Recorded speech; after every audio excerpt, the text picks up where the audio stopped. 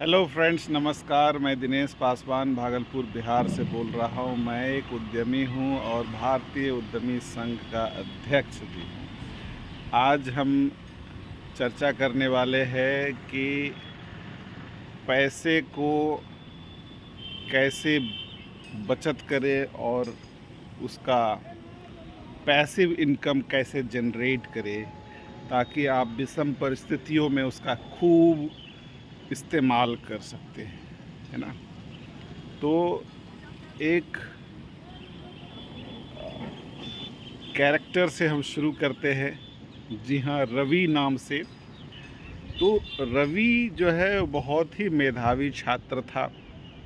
अपने पिताजी की बातों को बहुत मानता था। तो पिताजी कहते थे, बेटा तू बढ़िया से पढ़ाई करो, तुम मेधावी छात्र हो, तुम बहुत अच्छे मार्क्स से मैट्रिक पास किए हो, अब इंटर पास कर लो।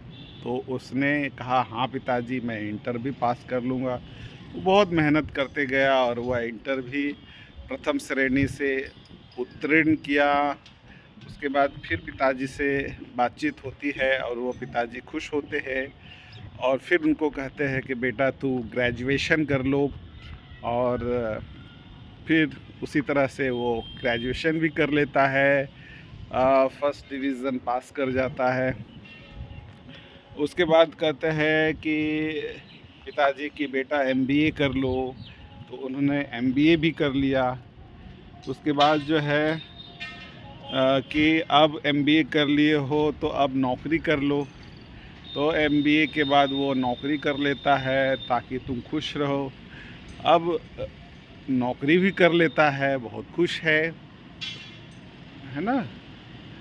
अब जो है वो उसके पिताजी बहुत खुश होते हैं कि बेटा हमारे रास्ते पर चल रहे हैं, है ना। तो बहुत अच्छी बात है, ऐसा बेटा किसको मिलता है। तो बेटा को बुला करके कहा कि रवि बेटा, अभी अब तो तुम पढ़ाई भी कर लिए हो, नौकरी भी कर लिए हो, अब शादी कर लो। शादी करने के बाद है तुम एक कंप्लीट मैन बन जाओगे और ज़िंदगी भर खुश रहोगे। तो उसने भी कहा, हाँ पिताजी, शादी कर लेता हूँ। तो रवि ने भी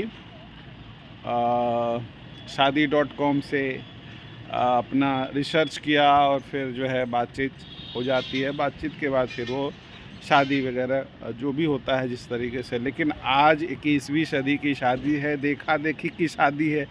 अरे हमारा पड़ोसी ने डीजे लाया था। है ना, तो मैं भी डीजे लाऊंगा। मेरा पड़ोसी जो है वह लड़कियों को नचवाया था, तो मैं भी उसको वहाँ शादी में उसका इस्तेमाल करवाऊंगा और मैं बंगाल से लड़कियों को मंगवाऊंगा। तो इस तरह से वह जो शादी है वह काफ़ी धूमधाम से शादी करता है और अपने घर में जो है एक लक्ष्मी यानी पत्नी को ले आता है। तो बाद में जब उसे एहसास होता है कि मैंने तो शादी कर ली है, लेकिन शादी करने के पीछे मैंने पर्सनल लोन भारी भरकम ले रखा है। तो लगभग 25-30 लाख का जो है वो पर्सनल लोन लेकर के शादी किया है। अब ये मुश्किल काम हो गया है। अब उसको जो है मिडिल क्लास मैन कहलाना में भी अपने स्टेटस को, है ना, वो समाज के अंदर भी रुतबा दिखाना होता है कि मैं देखो मिडिल क्लास का बेहतर इंसान हूँ। तो उसने जो है अपनी पत्नी को दिखाने के लिए कि देखो समाज में मेरा कितना इज्जत है, प्रतिष्ठा है, तो उसने एक लग्जरियस कार खरीद लेते हैं। तो वह कार भी जो है वह एक तरह से लोन पे ही होता है। कार लोन बहुत आसानी से मिल जाता है किसी भी इंसान को, वो तो बेचारा जॉब कर रहा है। तो पहले से 25-30 लाख का जो है वह कर्ज था। अब जो है फिर से अप्रॉक्स 10 से 15 लाख का जो है वो कर्ज बढ़ जाता है। तो कहा जाए कि 40+ लाख जो है उसके ऊपर आ जाते हैं, कर्ज का दबाव है। सोचिए कि वह बंदा किस तरह से काम करेगा। वह जो है वो ईएमआई देते देते परेशान हो जाएगा। तो इसीलिए उसने एक्स्ट्रा वर्क करना शुरू किया है ताकि उसको इंसेंटिव्स मिल पाए।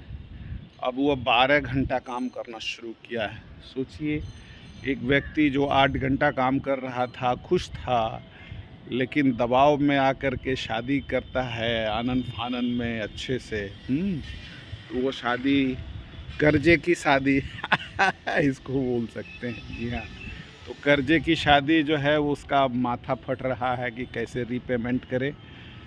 और फिर कर्जे की कार, तो दो जो है लोन्स आ गए हैं। अब जो है उनको अपने पत्नी को हनीमून करने के लिए भी घूमना है, बच्चों के लिए प्लानिंग करना है। तो समझिए, घूमते फिरते है ना, हनीमून पैकेज भी बहुत लंबा होता है 2-3 लाख रुपया निकल जाते हैं आसानी से। और फिर बच्चों के लिए वो शुरुआत होता है।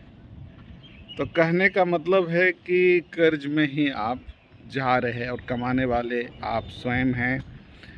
ठीक है, तो अपने जीवन को किस तरह से सुखमय बनाना है ये समझना बहुत ज़रूरी होता है। और आपकी एनर्जी जो है वो जवानी में जो है चुसा जाएगा और आपको बुढ़ापे जैसा फील होगा, क्योंकि आप 8 घंटा से 12 घंटे काम करना प्रारंभ कर दिए हैं। चूँकि आपको पैसे को वापस करना है, ईएमआई समय पर नहीं दिया तो आपको कार वापस ले लिया जाएगा और वगैरह वगैरह नोटिस आ जाएगा। तो ये सब डर है। तो कहने का अभिप्राय है कि हमें संभल करके जो है कोई भी काम करनी चाहिए। यह 21वीं सदी बहुत बहुत मतलब ख़तरनाक सदी है महंगाई इतनी है, बेरोज़गारी इतनी है कि आप अगर लग्जरियस लाइफ जीना चाहते हैं तो आपको प्लानिंग पहले से करना होगा। आपके पास बचत है, उसको आप निवेश कर रहे हैं और उस निवेश से पैसे, एक्टिव इनकम से पैसिव इनकम हो रहे हैं, तभी उस पैसे से आपको खर्च करना चाहिए। मुझे ऐसा लगता है कि यह बहुत आसान काम है, लेकिन इसको थोड़ा समझना होगा 3 दोस्तों के माध्यम से। एक दोस्त जो है वह जो है पैसा कमाता है और वह बहुत कंजूस होता है कंजूस तो होना चाहिए ही, लेकिन जहाँ पर ज़रूरत है वहाँ पर पैसा खर्च करना चाहिए। और दूसरा जो मित्र होता है वह भी कंजूस होता है, लेकिन वह खर्च करता है। तीसरा तो पूरा खर्चीला ही होता है। लेकिन अब देखिए कि एक जो पहला दोस्त होता है जो बहुत कंजूस होता है, उसने एक जो है फूस का घर बनाया तो फूस का घर बनाया। दूसरा जो है लकड़ी का घर बनाया अपने बजट के हिसाब से। और तीसरा जो है वह ईंट पत्थर जो आजकल बनता है सीमेंट का, ऐसा घर बनाया है। तो आप महसूस करेंगे कि ये तीनों मित्र जो है बारिश आने पर जो है वो फूस वाला घर जो है टूट जाता है। तो निश्चित रूप से वह अपने लकड़ी वाले घर जो दोस्त बनाया उसके घर जाते हैं, और जब उनके घर जाते हैं तो वो भी बरसात में वो भी घर टूट जाता है। तो फिर वह अस्थाई मकान जो बनाया है ईंट और सीमेंट का, बालू से, उसके पास जाता है। तो कहने का अभिप्राय है कि हमें भी उसी तरह से कंजूस होना चाहिए। आपको लंबे अरसे तक आप अपना लाइफ जी सकें। ऐसा नहीं कि आप टेम्पररी जो है जीवन जीने के लिए आप जो है उसका प्लानिंग करते हैं, उससे आपके परिवार के लोग भी परेशान होते हैं। तो इसीलिए मुझे ऐसा लगता है कि हम सभी को वो आँखें खोलना चाहिए, आई ओपनर है। आप लोगों को ये कहानी के माध्यम से मैंने ये मैसेज दिया है कि हम सभी लोग मोटा-मोटी ऐसा ही काम करते हैं, जो बहुत ही दुखद है। ऐसा नहीं करना चाहिए।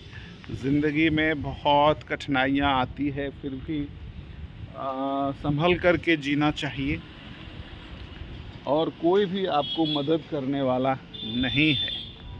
तो इसीलिए मुझे ऐसा लगता है कि हम सभी को पैसे को बचत करना चाहिए, और बचत करके फिर उसका निवेश करना चाहिए, और फिर जो है उसमें रीइन्वेस्टमेंट लगातार करते रहना चाहिए। जैसा कि मैं हर वीडियो में बोलता हूँ, मुझे ऐसा लगता है कि मैंने भी अपना समय को पैसे जो है निवेश करने में नहीं बिताया है, क्योंकि ये निवेश को समझना बहुत मुश्किल ऐसा लगा है। ये लोग मनी मैनेजमेंट को समझना, प्लानिंग करना, ये बहुत मुश्किल ऐसा लगता है। इसकी पढ़ाई हर लेवल पर होनी चाहिए थी। अगर नहीं हुई है कोई बात नहीं है, जब जागा तब सवेरा। तो इसीलिए मुझे ऐसा लगता है आप लोगों से शेयर करते हुए कि हर संभव अपने इनकम का 50% बचत करो, और उसको तुरंत जो है कुछ उसका जो है वो क्या पैसे को अलग अलग जो है स्टॉक्स ले लेते हैं, थोड़ा सा म्यूचुअल फंड ले लेते हैं, ताकि हम उसको हर एक महीने SIPs के द्वारा उसका पेमेंट कर सकें, है ना। तो SIP के लिए देखिए लंबे समय के लिए आपको पैसे लगाने पड़ेंगे, है ना। मैंने पिछले दिनों भी कहा था कि मात्र 2000 रुपया लगाया करके 40 से 50 साल में 100 करोड़ भी अर्जित किया जा सकता है। लेकिन स्टॉक्स आपका, जैसे मैंने कहा है, स्मॉल कैप में 500 रुपया, मिड कैप में 500 रुपया, और लार्ज कैप में 1000 रुपया। अब वो चयन करने के लिए थोड़ा आपको खुद भी मेहनत करना चाहिए, और ये जो है आप बैंक में जा कर के, एक्सिस बैंक में या कोई भी बैंक जिसमें आपकी खाता है, मेरा खाता वहाँ है इसलिए मैंने आपको रेफरेंस दिया, वहाँ जा कर के आपको वो सीनियर मैनेजर्स जो होते हैं वो आपको मदद करते हैं, और फिर वहाँ से पैसे आपको लगातार ऑटो कट होने लगते हैं। तो एक लंबे समय के लिए मैंने बीच में ही एक बिज़नेस खड़ा करने के लिए उससे पैसा निकाला था, तो ये आपको मदद भी मिलता है। तो मुझे ऐसा लगता है मैंने भी एक छोटा अमाउंट, एकदम छोटा अमाउंट है, 5000 से कम, 2000 से ऊपर करिए, 2 से 5000 के बीच में, और वो फील होना चाहिए कि ये पैसा हमारा अभी डस्टबिन में जा रहा है कहीं पर भी। लेकिन वो पैसा धीरे धीरे धीरे धीरे धीरे और हर एक साल आपका 10% ज़रूर बढ़ते रहना चाहिए, तभी वो पैसा आपका रेकरिंग जो है वो एक तरह से डिपॉजिट होता जाएगा, और एक्सपोनेंशियल ग्रोथ दिखेगा, जे कर्व दिखेगा आपका। ऐसा ग्रोथ जीवन में आपका रिटायरमेंट प्लान होगा 100 करोड़ का, पूरा विश्वास है। ज़्यादा हो सकता है, कम नहीं होगा। यदि आप इसे गंभीरता से सुनते हैं और इसको अमल करते हैं, तो निश्चित रूप में हर युवा को इसका इस्तेमाल करना चाहिए और इसका फ़ायदा उठाना चाहिए। निश्चित रूप में आपको लाभ मिलेगा। हम समझते हैं कि जीवन में हर व्यक्ति को पैसे का निवेश करते रहना चाहिए, और मैं ये कहता हूँ, जैसा मैंने अभी पिछले शुरुआत किया था वक्तव्य को, कि शादी के लिए उसने 20-25 लाख रुपए जो है कर्ज लिए थे, तो शादी के लिए भी पैसे के जो है वो SIP करते हुए जमा करना चाहिए, और वो पैसा जब जमा होता गया, हो जाता, आप वो लक्ष्य बनाते हैं कि भाई 5 साल में हमको कितना रुपया जम चाहिए, है ना? तो अगर 25 लाख रुपया चाहिए तो 25 लाख रुपया 5 साल में आपका जमा हो जाना चाहिए। और वो पैसा फिर क्या करते हैं, वो पैसा बैंक से लोन लेना ही था, है ना? लेकिन लेकिन उस पैसे का जो आपके पास जो है ना, वो पैसे